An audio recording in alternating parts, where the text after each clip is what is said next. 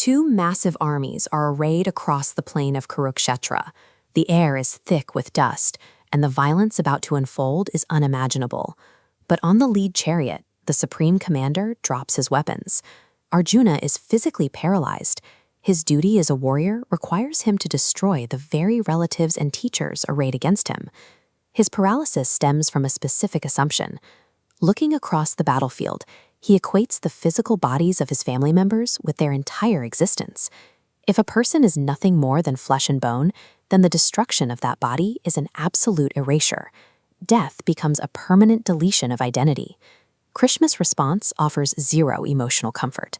Instead, he addresses the structural flaw in Arjuna's thinking. Verse 11 offers a shift in perspective.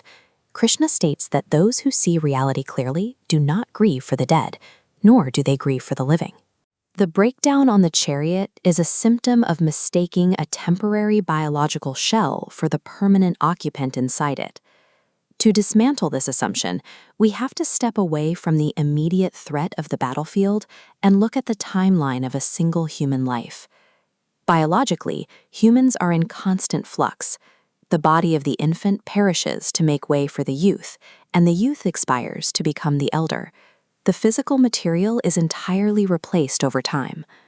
Verse 13 documents this exact biological reality. It observes that as the embodied self passes through childhood, youth, and old age, the conscious observer experiencing those stages remains constant. Verse 22 extends the logic. This text compares the physical body to a garment.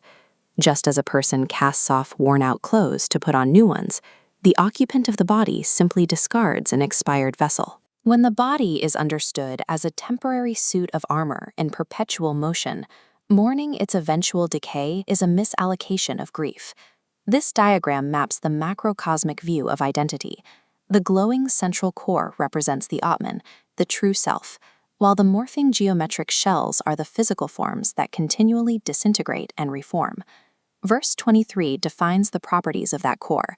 It cannot be cleaved by weapons, burned by fire, or dried by the wind. Because it exists outside of the physical materials it temporarily inhabits, it has no starting point and no expiration date.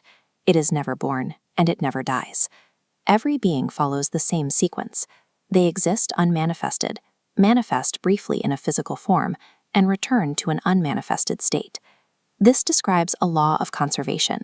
Like elements in nature transitioning between states without destruction, the core identity is conserved across its various manifestations. On a cosmic scale, the dissolution of a physical body is a required mechanism in an endless continuum. The universe follows a specific order. For anything that is born, death is certain, and for anything that dies, rebirth is certain. This cycle functions as an unavoidable law of the material world. It is not a personal tragedy or a punishment, but a neutral outcome of entering into physical existence. Lamenting a required function of the cosmic order is a logical error. Wisdom requires recognizing the system for what it is.